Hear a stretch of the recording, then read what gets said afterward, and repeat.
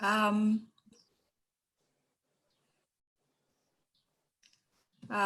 back, everybody. We are now starting the third panel on the political dimensions of this COVID pandemic and its crisis. I have with me a very world-class panel, and I would just like to very briefly present our speakers, and I ask you all to look at their full bios, of course. We have with us, and he will be our first speaker, Daniel Inenarati. He's a professor of political philosophy at the University of the Basque Country and the director of the Gulbenkian Center. He is the author of many interesting books, and I think that perhaps one of its titles is very illuminating, The Future and Its Enemies in Defense of Political Hope, which is a very important word nowadays. Then we also are very fortunate to have with us Kim Lane Chappelle she is calling us from Princeton. She is the Lawrence Rockefeller Professor at the Woodrow Wilson School Center for Human Values at Princeton. She has worked and published extensively on Hungary and Russia after 1989, on the war on terror, and recently, of course, on the issues regarding Hungary and Poland and their path towards autocratic legalism. And then we have Marina Costa-Lobo. She's one of our most distinguished political scientists. She's from the Institute of Social Sciences of the University of Lisbon. She is the author of many articles and books. She focuses on Portuguese, European elections and surveys, and she also looks into many different dimensions of these complex issues, such as, for instance, how personality goes a long way. And lastly, we have Paul Kahn, which is a Robert Winner Professor and the director of the Orville Schell Center for International Human Rights at Yale, also a very prolific author. And I think that his last book was The Origins of Order, published in October 2019, and in which he basically looks at the imagination of constitutional order. So I thank you all for being available, and without further ado, I pass the floor to Danielle, and looking forward to hearing you.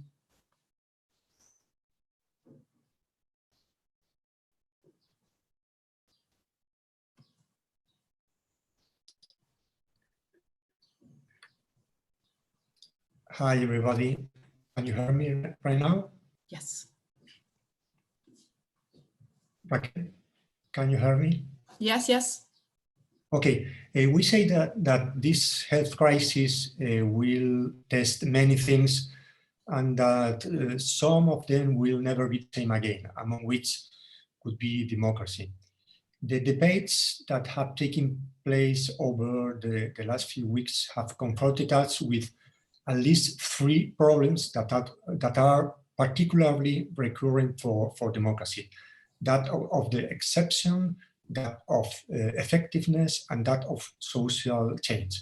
I will briefly refer to each of them. Let us begin with the first of the problems, the one that poses the logic of exception to democracy.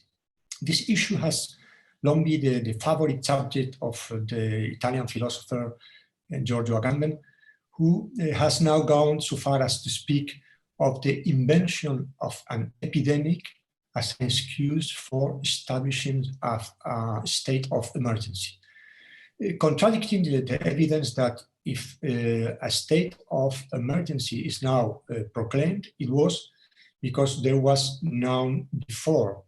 Agamben argues that I quote, "the epidemic clearly shows that a state of emergency has become the normal condition of democracy." So thanks this virocracy, we could finally realize that the logic of the exception is the very logic of democracy, without exception. Some philosophers would have more lucidity if they studied a little comparative politics, although this would take the glamour out of their theories. They would see that the constitutions of democratic countries allow for exceptions while limiting them in matters and time. If someone is given exceptional power, it is because they have it neither before nor after. The emergencies decreed by the European governments are conditioned to what refers to the fight against the coronavirus, limited in time, and do not create new crimes, free conditions that the exceptionalism decreed by the Hungarian government lacks. As the French philosopher Descartes could have said now, I compare, then I think. Democracy, even in times of alarm, needs contradiction and requires justification. Pluralism is not only a normative requirement, but also a principle of rationality. A democracy owes as much to its critics as it does to its rulers. Centralized knowledge and distributed power are not an impediment to decision-making, but procedures to minimize errors. Alarm situations do not suspend pluralism, but only its competitive dimension. It could be a mistake for the urgent needs of the moment to lead us to prevent the contrast between points of view and competences. Anyone who now confuses being in charge with right may be tempted to forget the distinction forever. The second problem of democracy seems to be their effectiveness in solving urgent problems, when time and authority are dramatically scarce resources. This contrast between authority and effectiveness is at the root of both the seduction and the fear of China. In view of this, I would like to warn that democratic governments have made problems of inefficiency, but neither these problems are due to the fact that they have to respect the popular will and the legal procedures, nor are autocracies a model of efficiency. Why? Let's see. Authoritarian regimes have a problem with information in both directions, outward and inward. The first is obvious, and we're all paying the consequences. We would have preferred them to provide us with true information in time rather than untimely masks. Mm-hmm. The second information problem is internal and shows that suppressing information is not a sign of strength, but a harbinger of future weakness. The authoritarianism of the regime, the absence of freedom of expression, and the obstacles to the flow of information are at the root of the errors in the management of the crisis. The dysfunctions of the Chinese Leninist system do not allow information to circulate effectively between local administrative levels and the central powers. Democratic systems, this is my conclusion at this point, would remove the temptation of totalitarianism in the name of efficiency if we placed more value on results without compromising that of procedures. And finally, the problem of transformation. Democracies have a serious problem with the intentional production of social transformation, whether they are called reforms or transitions. It must be the fact that we live in democracies where little is transformed that explains why, when a catastrophe strikes, those who most despaired that it would be possible to change society through ordinary political will turn out to be the most hopeful that nature would put things right. The Slovenian philosopher Zizek now announces the definitive defeat of capitalism. In this expectation, there are at least two assumptions that are hard to believe: that the negative will produce the positive, and that this new positivity will be distributed fairly. The new order does not necessarily emerge from the ruins, and change may be worse.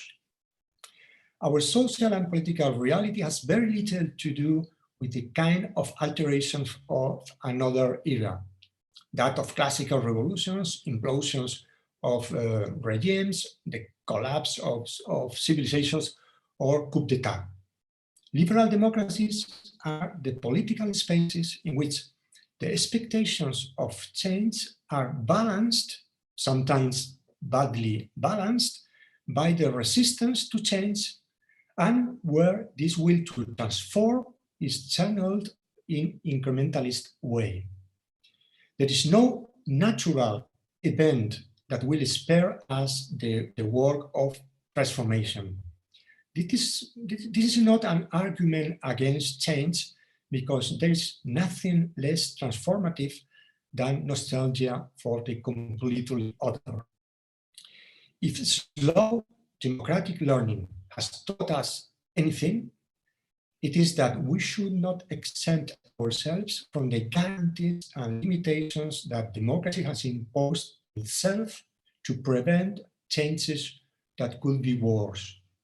And the most important thing, even in exceptional times, it is to protect pluralism, both in terms of the measures to emerge from the crisis and in terms of the transition that we must undertake after the crisis. Of course, there are ways out of this crisis that seem more reasonable than others, but we shouldn't forget that there is a plurality of opinions on what is desirable, and that the only way to decide on the right direction for this change is through democratic debate. Thank you very much. Thank you, Daniel, and thank you very much for keeping up in your time. I now pass the floor to Kim without further ado. Kim? Great, thank you very much. So the emergencies that keep constitutionalists awake at night are the ones in which political leaders control both cause and effect.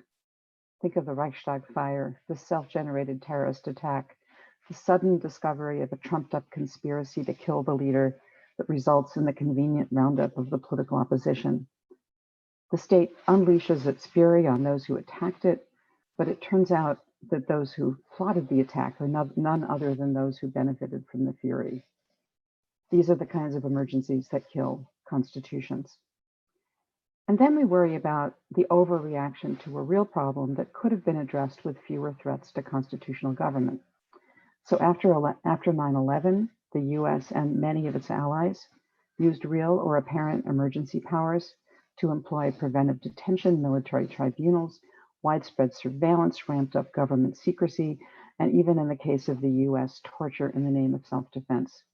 And of course, war. Many of these started as temporary solutions that eventually became permanent, undermining human rights protections and the separation of power over a long horizon, well beyond the emergency that brought those measures about. These are the kinds of emergencies that damage constitutions. But constitutionalists have not generally been so worried about the emergencies that are caused by nature. Earthquakes, hurricanes, volcanoes, blizzards, floods, even outbreaks of illness, even a pandemic. These seem less dangerous because the cause of the emergency is evidently not political. The timing of the emergency is out of the control of the leaders who might benefit from them, and the measures that are needed to address these problems are usually so visible and evident. So these have been considered the emergencies least dangerous to constitutional emergencies. I've written about them and called them small emergencies. So the emergency is declared, the problems are fixed or they're managed.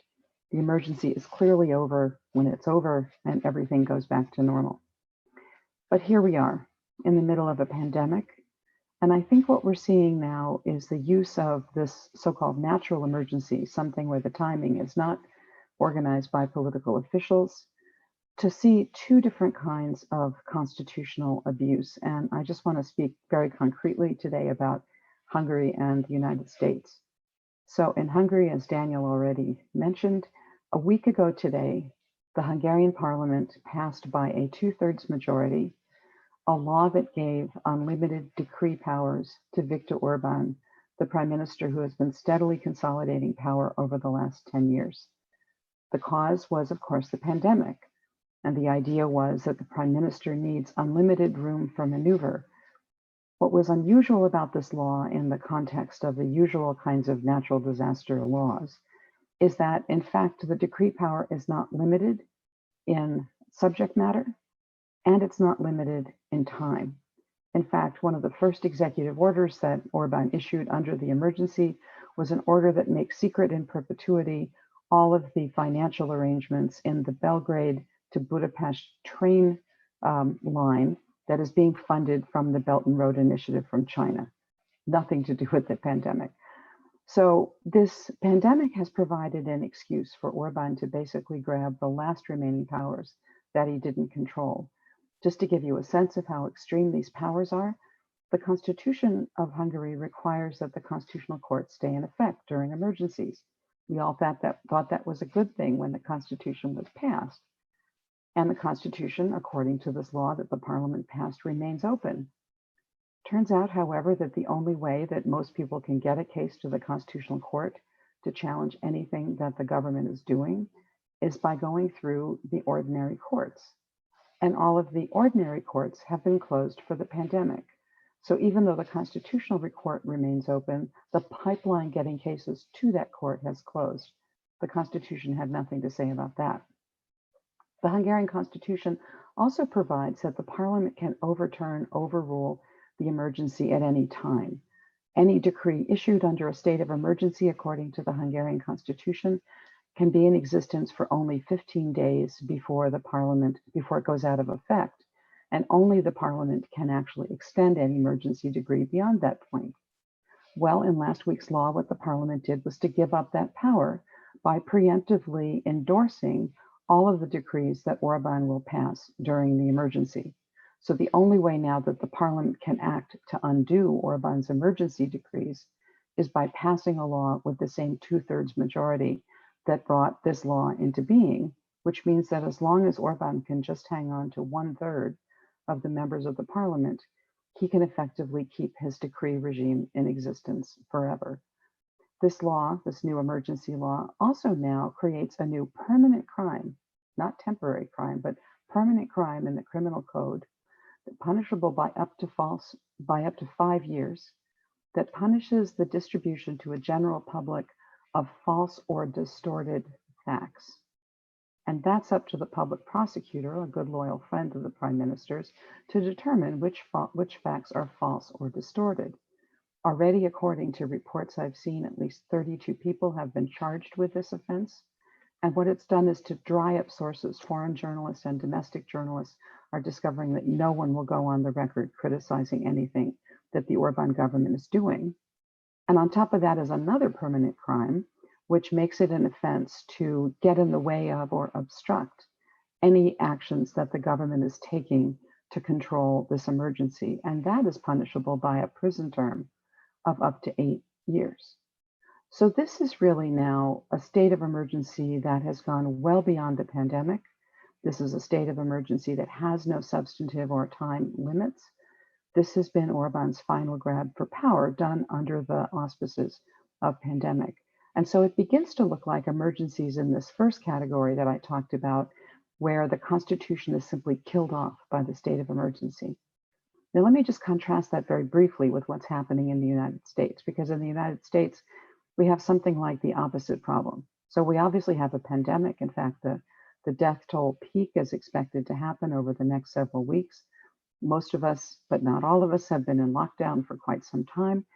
And here, even though there are a set of statutes at federal level to handle exactly this kind of problem, we have a president who, while he's been eager to trash almost every constitutional norm he's seen until now, he's been absolutely reluctant to invoke any of the federal powers that he's given.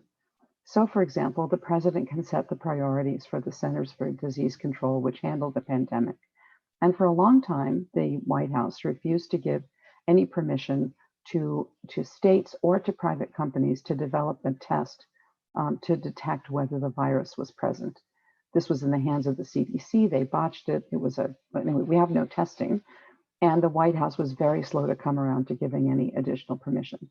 We have a law that permits the president to, in the name of national security, order private companies to produce things that are necessary for any kind of national security issue.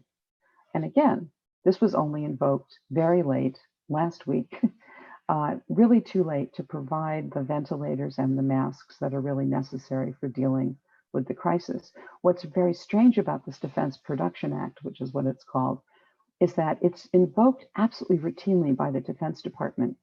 Apparently, during each of the years that Trump has been in power, the Defense Department has invoked this law 300,000 times each year to compel the production of defense-related equipment, and yet the president was not willing to invoke it for this purpose. There's also a national stockpile that stocks drugs and ventilators and masks and many of the things that would have been useful in the pandemic. And the president refused to authorize the distribution of things from this inventory to the states that needed it. I could go on, but while most of us who write about emergencies have been really concerned about the kind of thing that's happened in Hungary, the use of an emergency as a power grab that kills off or ends constitutional government as such, we've devoted relatively less time to thinking about what happens if there is an actual emergency and the authorities fail to act, where they just leave everyone to their own devices. Right now in the US, we have governors who were bidding up, like at an art auction, the prices of masks and ventilators as they're in some kind of Hunger Games competition with each other. We have individuals who have been told to wear masks where none are available on the private market. And actually in the US, the one part of the Constitution that seems to be robustly in play is the Second Amendment, which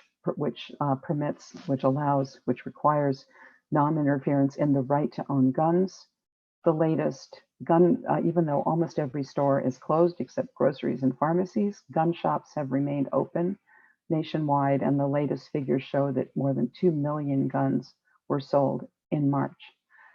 So here we have a different kind of emergency, and I'm just about to conclude here, which is that an emergency in which the government fails to act. And this undermines confidence in government. It undermines the sense that government is even necessary. And it also, I think, creates tremendous damage for constitutional government. Thanks. Thank you so much, Kim. This is really fascinating to hear how two different responses can actually have the potential and impact the ongoing constitutional governance. Now, I turn to Medina, and who will be talking to us about the European/Southern European response. Thank you. Thank you very much, Raquel, and congratulations to the Foundation on this initiative, which seems very pertinent and timely. And also thanks for inviting me. So I'd like to begin by saying that I believe that the European Union actually faces an existential crisis. And to that extent, I'm slightly in disagreement with Alexander Stubb from the previous panel, who was more like, well, we're going to muddle through and it's going to be suboptimal, but we're going to manage. And I would like to make a few points in order to diverge slightly from what he was saying. And I would do that by identifying some lessons that we could learn from the previous Eurozone crisis. And I say that because there has been a lot of recent research in political science on the political consequences of the Eurozone crisis that I think are relevant for what we are going through now. So this pandemic was declared on 11th of March, and we've already heard from the previous interveners on our panel here for the political consequences, that there are already very important short-term consequences going on. So we have Hungary, where Prime Minister Orban is doing a power grab, as Kim Shepley very eloquently explained, but we also have state of emergencies being declared a bit all over the place, including Portugal for the first time since democratization. And we could speak about issues of also these issues about social control that are being planned through artificial intelligence, data collection that might jeopardize individual freedoms. These are all immediate political repercussions of the crisis, and they seem large, but I would say that they will pale when we look forward to what may happen after the onset of a renewed economic crisis that may unravel as this current political crisis develops. So as the previous economics panel has shown, there are very strong possibilities that as we try to combat the crisis from a public health perspective, we will become involved in a deep economic crisis. That is why the past Eurozone crisis is relevant, because it's worth remembering the lessons from this past crisis in order to avert entering a spiral of national and European political decline. So I'd like to focus on 5 lessons which I believe matter for this debate on ways forward today. So the first political lesson of the Eurozone crisis is that national governments do not control their own country's economic policy, which means we need a European economic policy. With the creation of the euro in 2002, our monetary policy became supranationalized. And in consequence of that, we have also had very severe fiscal constraints imposed as well on every single country. Despite the supranationalization of policy, we've seen that individual member states have had to bear the costs of the previous crisis alone. So Europe-wide solidarity was not implemented during the Eurozone crisis to reduce asymmetries that emerged following the onset of the crisis and to allow some fiscal room for maneuver for the countries most affected by the crisis. This Eurozone austerity and asymmetric agenda remains at the heart of the EMU, despite specific measures being taken. The second lesson that I think that we can learn from the previous crisis is that the governments indeed did prioritize external commitments over domestic objectives in the short term. And this had immediate electoral consequences. So incumbents did prioritize these external commitments, but they suffered enormous losses from 2009 onwards. They suffered quite large losses. We see that in the bailout countries, but elsewhere as well, where austerity was the main theme of economic policy. But that was just the beginning of the political consequences of the crisis. In fact, the third lesson of that crisis, of this last crisis, is that this growing lack of responsiveness that national governments adopted towards citizens triggered or consolidated an enormous erosion of citizens' relationship with politics. And we've seen that throughout several political science studies that are comparative and that are very wide-ranging and longitudinal as well, that we've had a systematic decrease in satisfaction with democracy in the Eurozone that has not recovered after the crisis. My own research here at the Institute of Social Sciences has also shown that for those who are more informed in countries like Ireland, Portugal, and Spain, legislative elections have become less important as mechanisms to hold the government accountable for economic policies. So there is a loss of accountability of elections serving as accountability mechanisms. The fourth political lesson, which I think this crisis has shown us, is that it has led to the systematic abandonment of centrist parties and the growth of populist parties, especially on the right, but not only on the right, in a sustained manner. There is also ample evidence, research that goes in that direction, that demonstrates precisely this in analysis of electoral results across European countries, comparing before and after the Eurozone crisis. Now, it is often said that there are several factors that explain support for radical right-wing and left-wing parties, and I wouldn't disagree with that. I would agree with that. And often it's identity factors which are placed first and foremost at the when you try to explain the emergence and the strength of these parties. Yet, I would say, and there's also evidence that shows that the rise of these parties and this attachment to identity is also a product of changing, of worsening economic circumstances. Therefore, there is no opposition between interests and economic interests and identity. And the fifth and final lesson, I believe, is that these right-wing populist parties also are not mere constraints on national policy. For sure, they are constraints on national policy, but they really, what they do in the long term, as we are seeing now, is that they undermine the European project. These new parties that already represent 20%, about 20% of deputies in the European Parliament who were elected in 2019, are basically agents of Euroscepticism, nativism, and nationalism, and they are contrary to the spirit of European construction. So the consequences of political realignments at the national level as a result of a deep economic crisis in the past, and this economic crisis risks being much deeper than the previous one, perhaps, this will continue to lead to create blockings within the European project. So if Europe wants to remain a common project, it cannot really, I would say, ignore its responsibilities. Governments are accountable to the EU, but the EU has to contribute to facilitating government's accountability towards citizens by sharing the costs of that effort. Thanks. Thank you very much, Marina, for so much food for thought, and thank you also for keeping up on the time. So now we fly to Yale, to Paul Kahn, and so Paul, the floor is yours. Well, first of all, thank you. I'm going to speak a little bit about how I see the relationship between the crisis in democratic politics in the United States, looking at the short and medium term in particular. I think my comments are somewhat in the line of Daniel's, and I think I actually have some disagreements with Kim that might be interesting to discuss later. I don't disagree with her on the incompetence of our national government, but there's a truly remarkable flourishing of state and local government going on. And it's completely admirable, the way in which we see political leadership emerging in this country, I think. And that shouldn't be ignored. Okay, so I'm going to try and go through a number of points quickly.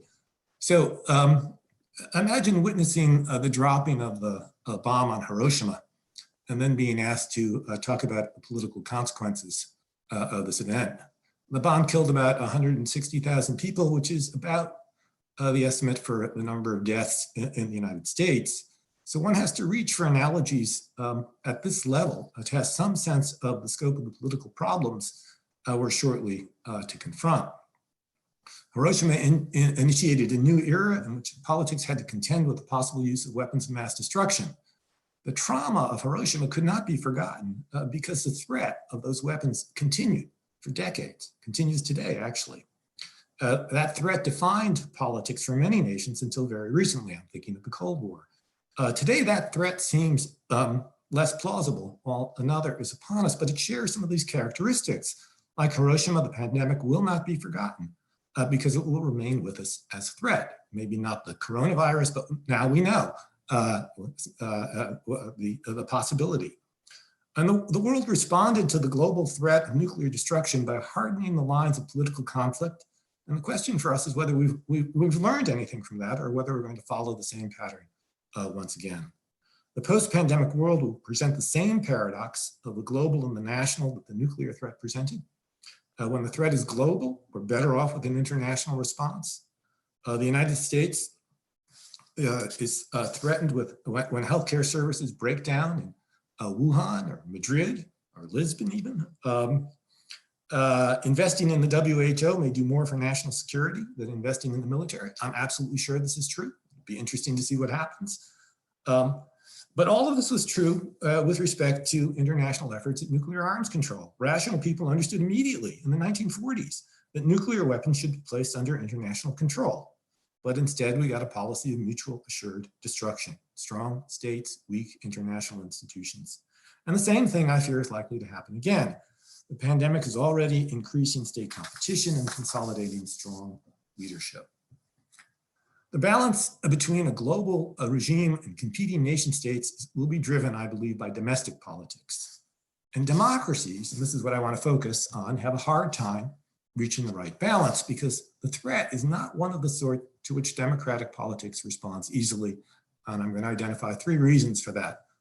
One having to do with risk, one having to do with our existing internal struggles over the nature of democracy, and the third having to do with the uniquely anti-political character of the crisis we confront.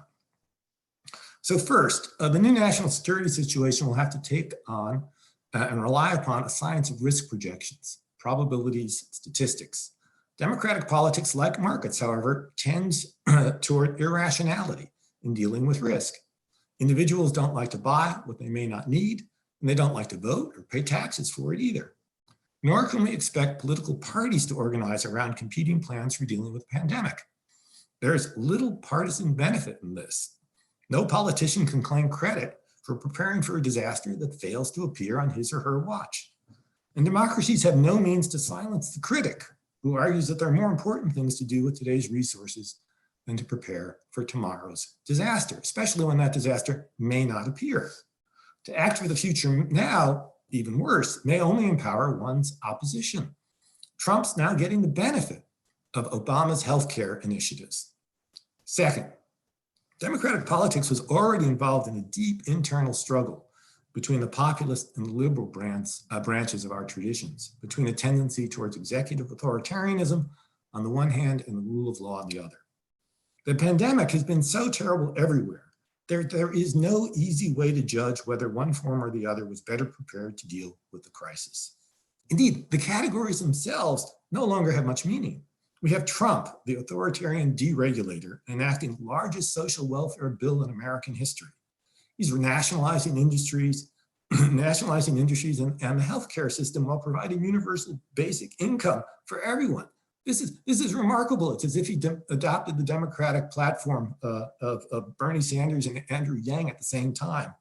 And on the other side, we have Democrats signing on almost universally to bailouts for transnational corporations. So the scope of the crisis has overwhelmed our ordinary political practices. Politics exists today under the rule of necessity.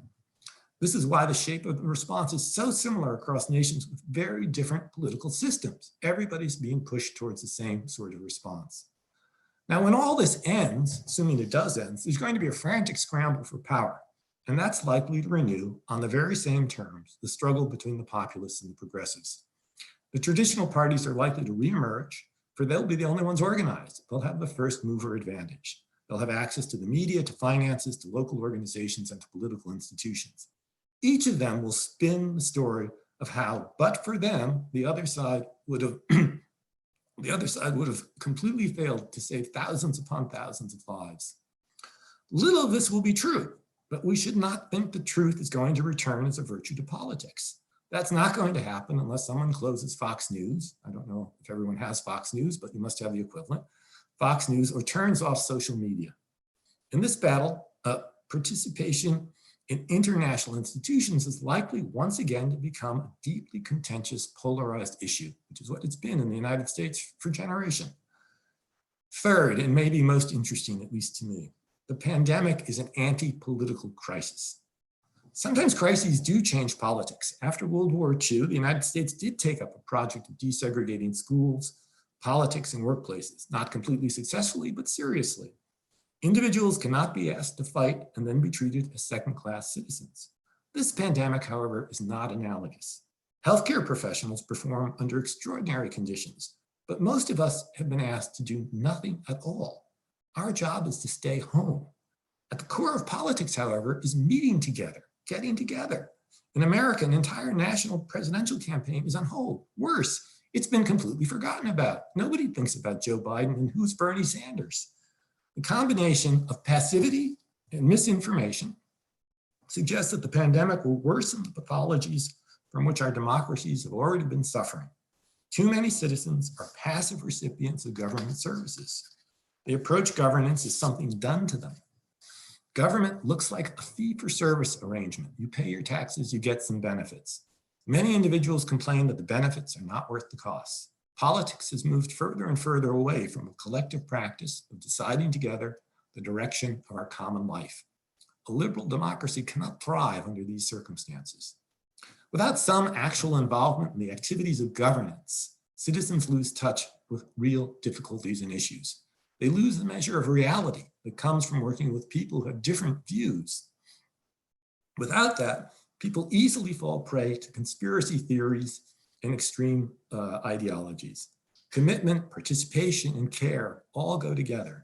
And we will not care about that for which we do not hold ourselves accountable.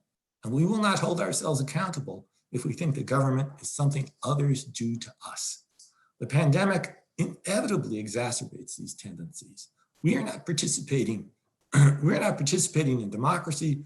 We're taking directions from experts. It cannot be otherwise in moments of emergency. We must be mindful of this problem, however, once we can again leave our homes. We have to build institutions of collective action. We should draft young people into a public health corps. We should ask the retired to contribute their skills. We should encourage everyone to work in their local communities. It's not an accident, as I said at the beginning, that many of our governors and mayors are showing themselves to be outstanding leaders, while national leadership fails. Well, I think it has to do with the reality of the local. For democracies to succeed, our schools and community centers must be filled with citizens. Can I ask you to conclude, please? Last sentence. Thank you. It must be filled with citizens who have learned from the pandemic that we are all in this together. Thank you. Thank you, Paul. I don't even know where to begin, to be very honest with you. I thank you so much for these 4 wonderful pitches on these important issues. So I think that because we are running short of time, I think that I will follow the order of the panels and I will start, and I will just ask one question of the many issues that you have given us, the food for thought. So I would go back to Daniel. You raised so many interesting points, and I was very tempted to ask you about if you would consider this crisis to be so complex as to your own idea of the complexity of democracy theory. But to be very honest, while I was listening to your talk, when you talked about specifically that it was more important to have information in time than to have untimely masks. And I think that I would like to ask you to talk a bit more about the temptation, the seduction, the charm of authoritarian countries, particularly when we are talking about the European Union. Thank you, Daniel.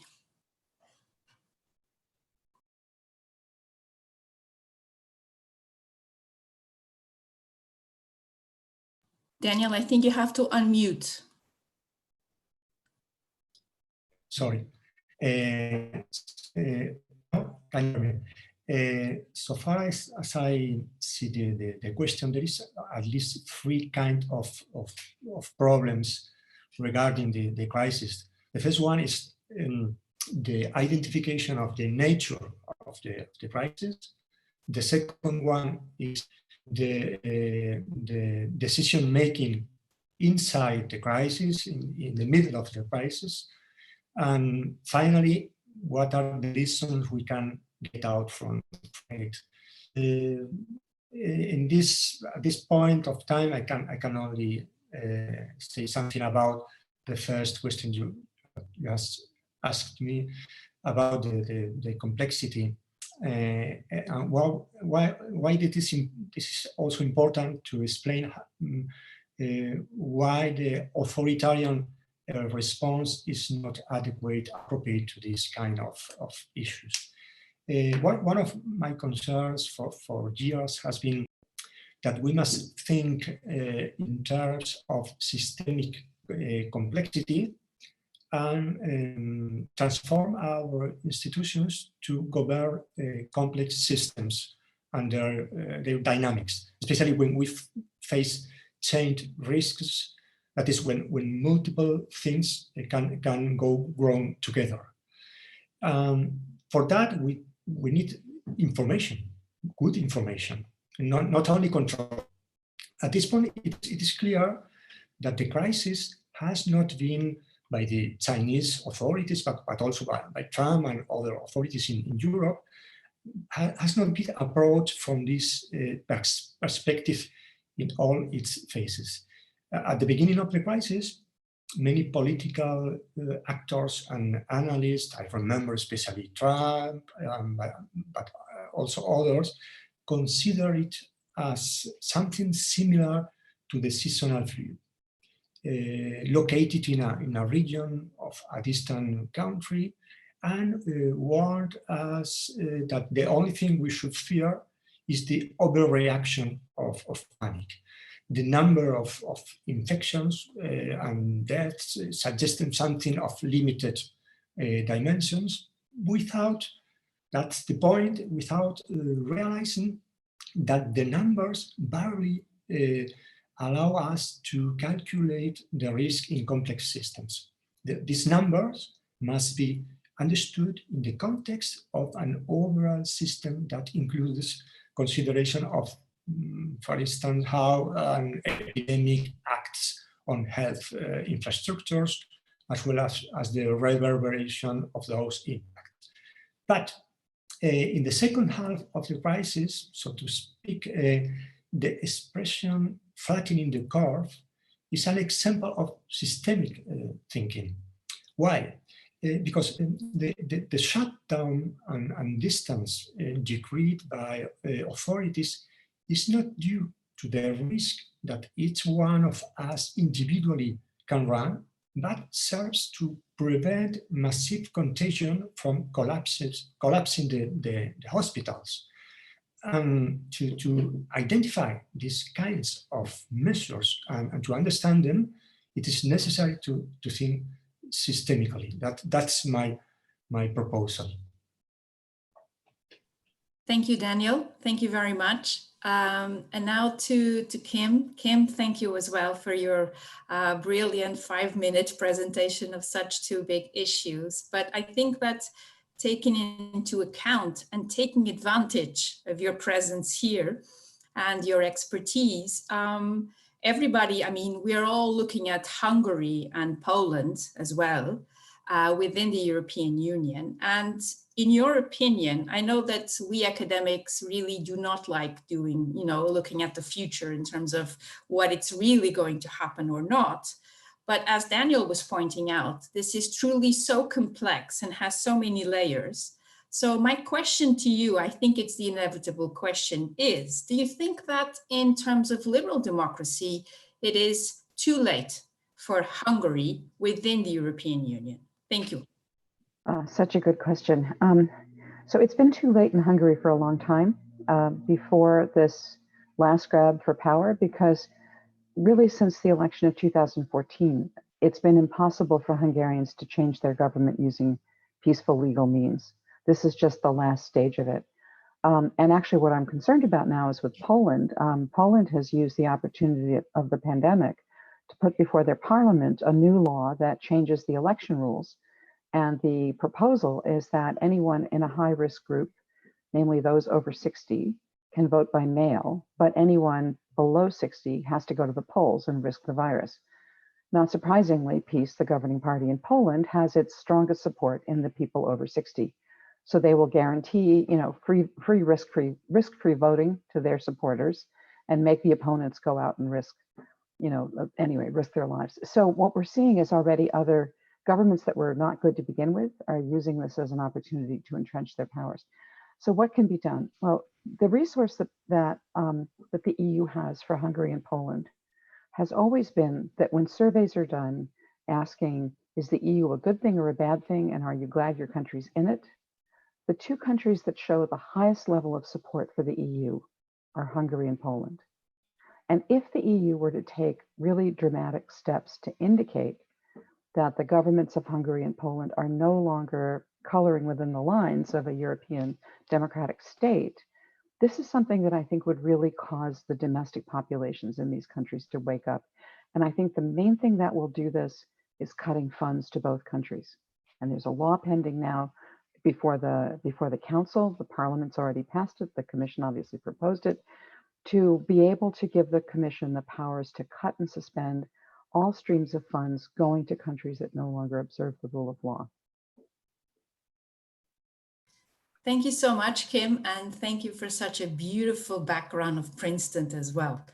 Now I go to Marina, and Marina, I would like to ask you, you talked about how these anti-systemic movements are, most of them Eurosceptical or anti-European, and for instance, one of the issues that usually surfaces in all of this is the distaste or the disdain for specialists and experts. Taking into account that what we are now seeing with the pandemic is, of course, the need to have that expertise and those specialists. Do you think that we will see a tone down in that element or in the anti-systemic discourse or not? Do you think it will basically stay the same? Thanks for the question. Actually, it's very interesting to see what will happen, because we have some data that we've been looking at very recently that shows that there are a substantial number of populists out there, citizens who support populist parties, especially on the right, who are supposedly also in favor of experts. Well, they see experts as when you put the question to them as expertise as an alternative system of government, because what they're really against is the status quo, the political status quo.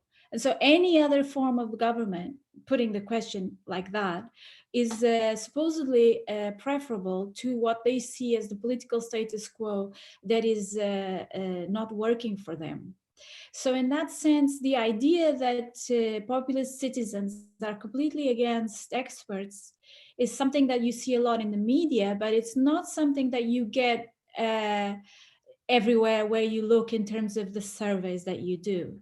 So that's it. That will be interesting to see what happens in terms of what people believe, what people think about experts. But what I would say is I would say that when issues are very complicated, things tend to get quickly politicized. So people cannot really grasp what is at stake and how public health is evolving.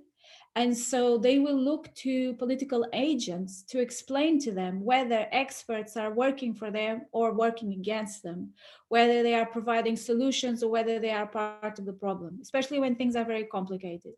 And so I wouldn't be too hopeful that this would bring major change in terms of a positive view of a more rational based type of policy design. I would say that connecting it to the economic consequences, what we are likely to see is increased dissatisfaction with politicians, and irrespective of what experts might be saying, in the medium term, increased dissatisfaction with politicians and the outcomes, which are going to be health-based, but also economic, of the management of the crisis. Okay, thank you so much, Marina. It's always good to have the empirical and the survey analysis. Thank you so much. And now to last but not least, Paul. I also had so many questions to ask you, but I think that one of the things that you touched upon was the gap between the commitment to multilateral institutions or organizations to fight something globally, and the unwillingness to commit to those kinds of organizations. To put it in a very concrete way, if we are looking at the response, for instance, by the United States to certain UN agencies or UN organizations, but then we'd also see at the same time that there is a value, there is this avenue for articulating everything that needs to be done at a global level, but as you talked about, there is also an importance to continue to focus on the issue regarding a state or a state that has a role to play. Now, I also know that we never like to forecast anything, but do you think that at some point the current administration will see a value in those multilateral institutions, Paul? No, not the current administration. You know, I think it's important not to confuse the current administration with U.S. politics in general or the U.S. government in general. But I think the current, this I do agree with Kim on, I think the current administration is so ideologically committed and morally obtuse and blind to possibilities that I don't really hold much hope for it. I mean, they've gotten rid of all the people who you might have had such thought those views were possible. So I don't think the current administration is going to be at the center of this movement. I think, you know, the bottom line is that the current administration is either voted out in November or the United States is much like Kim describes, or the national government will be a failed state, I think. But I think the odds are pretty great that the current administration will disappear. And if it doesn't, I think that what we're going to see is the one thing that this pandemic has made clear to me that I was not really so confident or aware of, which is invisible to many below the surface of the national press. There's a remarkable range of political leadership in the country. It's just quite stunning. People, you know, many people are much more interested in hearing from the governor of New York than the president of the United States. The president of the United States isn't providing any useful information. And we now see the governors coordinating action among themselves, bypassing the federal government, and completely driving the response to this and doing a pretty good job. So I don't think we're facing a collapse. And I do think a collapse of political governmental response. And I do think that those governors, those mayors, that's where the impulse to look to the international is going to come from. And so everything depends upon how those political developments work themselves out in the national political domain. And that in the end is related to my first point, which is, will there be a shift in understanding national security? I think I'm not by far the only person who's trying to think about this, but it's not going to come from within the Defense Department as it currently exists, or the administration as it currently exists. I mean, they're making a debacle of the Navy at the moment. So I don't have any hope in our current administration, but I have a lot of hope in the possibilities of American politics. Thank you, Paul. And I think that we also want to have hope regarding Washington, because it is the superpower and the leader of our international society. Well, to wrap it up, I thank you. I cannot thank you enough for these wonderful talks, your availability and your expertise that you shared with us. So I thank Danielle, I thank Kim, I thank Marina, and I thank Paul. Thank you so much for such an interesting talk on a big, big issue. And I think that we tackled in every way possible within our time frame. So, and without further ado, I would like to pass the floor to our next speaker, José Manuel Durão Barroso, a person who certainly doesn't need any introduction, and who is now joining us. And José Manuel Durão Barroso, of course, will be doing the concluding remarks. He's the chairman of Goldman Sachs International, former Prime Minister of Portugal, and of course, former President of the EU Commission. Sir, the floor is yours. Thank you very much, Raquel, for your introduction. And also thanks very much to Gulbenkian Foundation, especially to Isabel Mota and to my good friend, Miguel, for this great initiative. I could not follow all the conference, but I'm in fact delighted with the quality of the statements so far. I believe it has been a great conference, but I cannot take concluding remarks, but I'll very generally make some initial remarks about this kind of crisis, afterwards focus on the European Union, and conclude with some general remarks about the global situation, possible consequences from this crisis. This crisis, of course, is different from others, but that should not be a reason not to compare. To compare is always a way of avoiding obvious mistakes. And when I compare this crisis with the crisis I've lived through during the financial and sovereign debt, and also the euro problems we had after 2008, the first issue is to understand this is not created by the economy or by the financial sector. This crisis is created by a public health emergency, a pandemic, but has an immediate impact on the economy with an extremely important destruction of value in the real economy. And that is, of course, having huge consequences in the economy and in social fabric of our societies. But there are also some points in common with previous crises that I will underline later. Now, about the health matters, of course, I cannot comment because I'm not an expert on that, but I've heard some of the very good contributions today. And what is important from a policy point of view is, of course, to take the best decision in terms of the expertise available. And I think there is a growing, if not a universal consensus, that we should invest on testing and also social distancing and lockdown. There will be some pressure to change these measures. In fact, there is already, but also because of ethical and moral issues. And this is also a crisis that raises very important ethical and moral issues, because for many people, it's a question of life or death. Of course, we should not change that strategy. We should keep it, and then we can evaluate it later.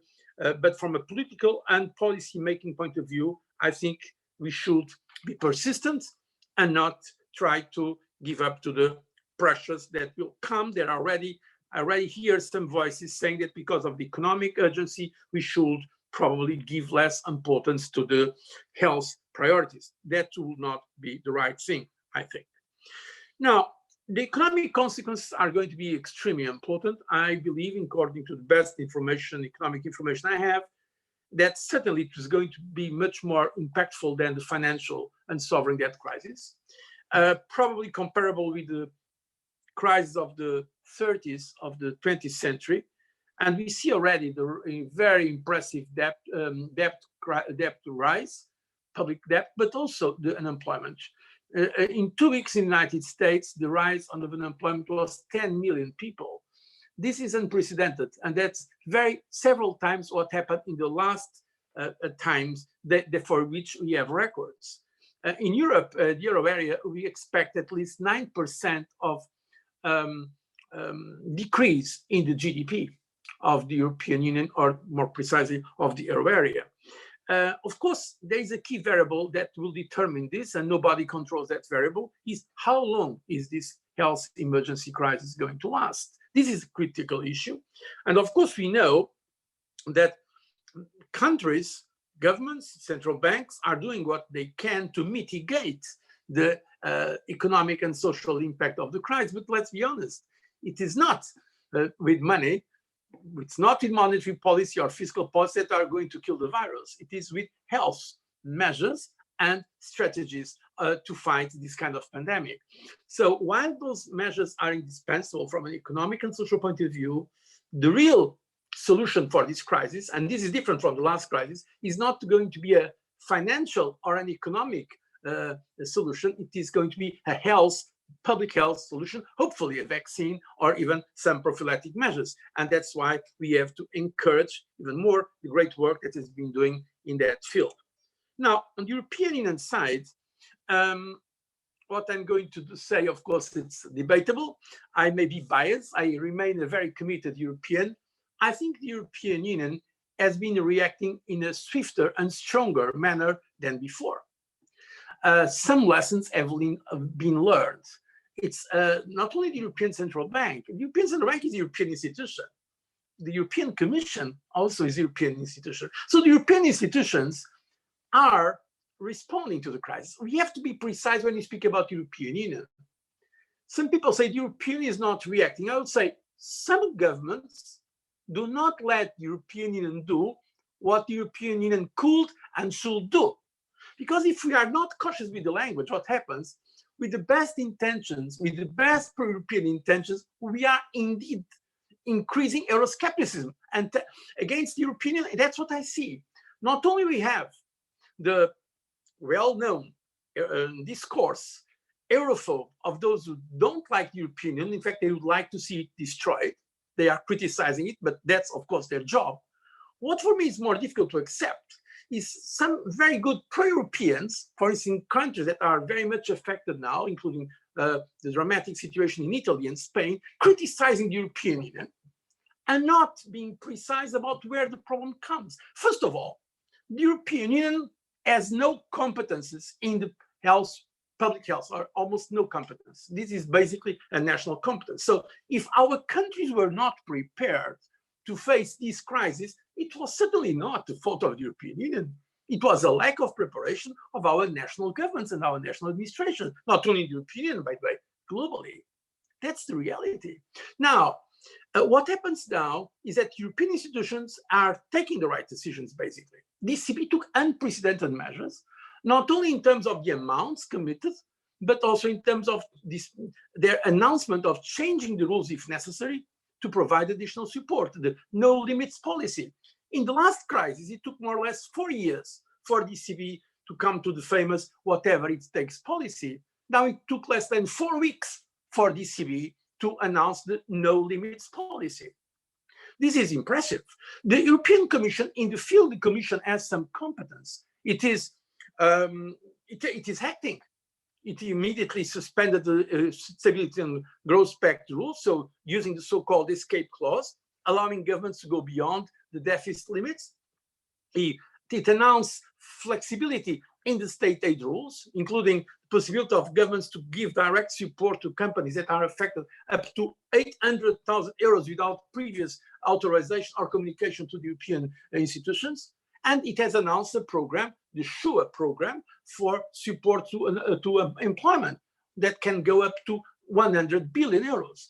And the EIB, technically speaking, as you know, is not a European institution, but is a very important European entity. By the way, the European Investment Bank is the biggest multilateral financial institution, bigger than the World Bank.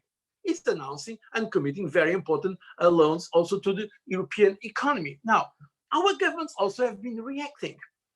It's amazing the amount. Just today, Germany has announced, for Germany, of course, first, has announced important programs of fiscal support. This is unprecedented once again. But what is lacking until now is the coordination of fiscal support to the economy. And also, as we know, and that's for me some déjà vu, there is a lack of agreement on the mutualization of debt in Europe. Anyhow, I think some solution is going to be found. I believe it's not going to be the Eurobonds. They are not sufficiently ready. Some countries are very strongly opposing it. I remember when I made the point in the financial crisis to Angela Merkel, she said, not during my lifetime.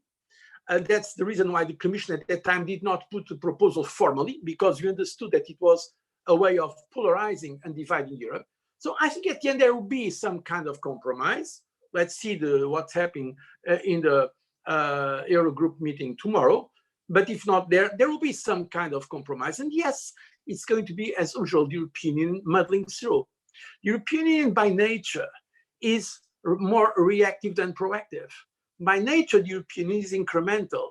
Decision-making process is fragmented. Sometimes it's very frustrating, time-consuming, sometimes contradictory. But at the end, it works. Or at least it works better than if we had not a European Union. And that's important also to make the point, to think counterfactually. Would we, as Europeans, will be reacting better if there was not European Union? Of course not. By the way, it was the European Commission that made an effort to keep the internal market open for goods, because some governments' temptation was, and in fact, not only temptation, they have done it at the beginning, they have tried to ban exports of goods like food and medicine. So now there is a temporary closing of the borders, freedom of movement of people for understandable reasons to contain the epidemics, but there is not a closing of the internal market for goods. So it's working more or less normally. And this is because the European Union institutions do not allow governments to do it, because most likely they would try to do it as we saw in the past. So I think the European Union is facing, I said it before, an existential crisis, certainly. So we should not be complacent. There are risks. And the risks come mainly from the polarization between the public opinions in our countries. And according to all my sources, I think today it's worse than before. I'm told that atmospherics of the leaders at European Council is today worse than before.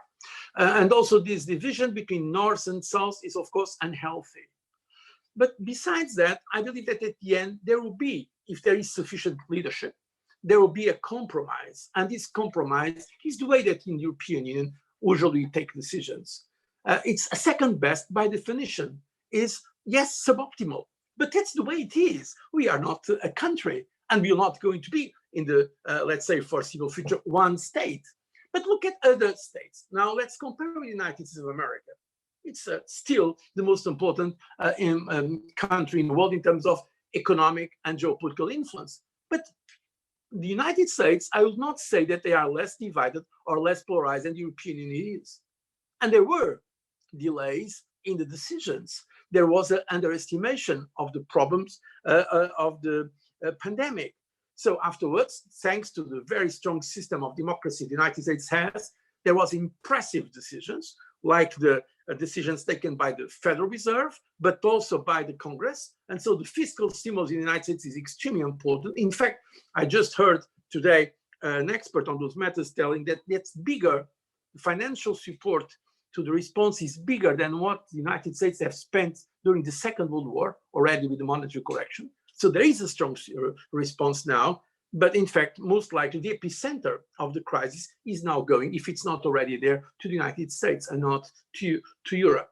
So what I mean by this is that we cannot always put all the problems in the European Union. By definition, complex systems, and federal systems are also complex, and democratic systems, by definition, they are complex and they take time and it's difficult. But I believe they are at the end and over time much more effective and sustainable than the alternative. Of course, one of the most important consequences of this is the geopolitical consequences. We have not seen, unfortunately, a coordinated global response to this crisis. And this is natural when the United States, the biggest and most important economy, and the most influential power, does not take the lead. Of course, there is a problem of vacuum of leadership. And in fact, today I've heard the former chairman of the United States Joint Chief of Staff saying, now we have in the United States the policy of from America first to America last. It's very sad and very strong words, from America first to America last, because the United States should be normally trying to lead this global effort, organizing a coalition of the countries in the world, supporting the multinational institutions. No, they have not done it. It's America first. Of course, if the bigger country says America first, the others also say myself first. And so there is a vacuum here that has not yet been fulfilled. And I'm afraid it's not going to be filled in the immediate future. So we already saw before this health crisis, this pandemic, some trends against globalization, deglobalization or decoupling, namely in terms of trade, because of the trade war between the US and China, the technology decoupling. I think this is going probably to increase these trends. That's an important consequence of this. But let's be fair, there are in fact two global trends. It's too soon to say who is going to win. Because at the same time, we have this trend for deglobalization. For instance, scientific community is cooperating better than before. open platforms, exchange of information. So also this pandemic could, it depends now on leadership and global leadership, could show people that we need more than ever. If you want some public goods like public health, we need also to have some global coordination. Because let's be fair, even if now we contain the crisis, let's say in Europe or in the Americas, I mean, what's going to happen when Africa and the developing countries are going to be more affected? Are we going to close the world because of that? So global problems require global solutions. We are no longer in a time when we could say your side of the boat is sinking. We need a common approach, and I think a rational argument is in favor of that. Now, can we expect leaders to win that rational debate? Is there space for rational debate, or are we going to go back to emotion? During the last crisis, in fact, it was the European Union who took the initiative to organize the response globally. When we asked, myself, I went to see President Bush in 2008, together with President Sarkozy from France. They had the rotating presidency, asking him to organize a conference of the G20, the first G20 at heads of state, heads of government level. That became now the most important economic forum for discussion and action. And in fact, even if the G20 was not 100% successful, it was quite important to contain some of the aspects of the crisis, the possibility of a return to naked protectionism, and there was some kind of support to the recovery of the global economy. In this time, we have not seen the same commitment, namely of the G20, as we saw before, or the creation of new informal institutions to respond to this crisis. So we are living very challenging times where we have not only fear is increasing, but in fact, we have a very complex mix of fear with seduction. Politicians that tries to seduce through fear, but also through some new ways of political artificial measures. Now, there will be many, it's too soon to judge, but of course, we'll have the time, I hope, to discuss it, some consequences globally. We are already seeing some of them. In fact, they were before the crisis, but most likely they are going to be amplified, magnified by this crisis. A discussion about the future of the nature of capitalism, an increased role of state intervention because of this. There are issues that were already mentioned about this democratic sustainability of some of our systems, not only outside Europe, but also in the very European Union. Because when people are afraid, the trade-off between security or safety on one side and freedom on the other usually tends to go more for the side of safety and security than for the side of freedom. And there will be societal changes, and we are already seeing them in terms of probably the way we work, the way we travel. Technology will probably become more important. Technology, because not all sectors are going to suffer. Some of them, in fact, are going to win. So the impact of this crisis in Europe and outside Europe is asymmetric, and that will raise another important issues. So, and that is going to be my final word. What's going to happen? Frankly, it depends. It depends. The future is not written in advance. It depends on leadership. This can also be, in fact, an opportunity for social innovation, for more imagination in policy making. I believe it's a time for imagination, and there will be some new solutions. I continue to think that science will bring us solutions. So I'd like to conclude with a word of hope. We shall overcome, to use the expression of Bob Dylan and Joan Baez many years ago. So with patience to resist these difficulties, but also with determination, and we hope. I thank you very much for your attention. Thank you very much. And unfortunately, we are now coming to an end. And of course, on behalf of the Calouste Gulbenkian Foundation, I would like to thank all our speakers and all these very interesting, pertinent debates and all this food for thought that we had here in this lovely afternoon. I would also like to thank, on behalf of the foundation, everybody that was watching us today. And hopefully this is the start of a good discussion within our civil societies about all these multiple dimensions of the COVID-19 pandemic. So thank you all for watching, and thank you so much for having the time to be with us today. We really were very lucky to have such distinguished speakers. Thank you so much.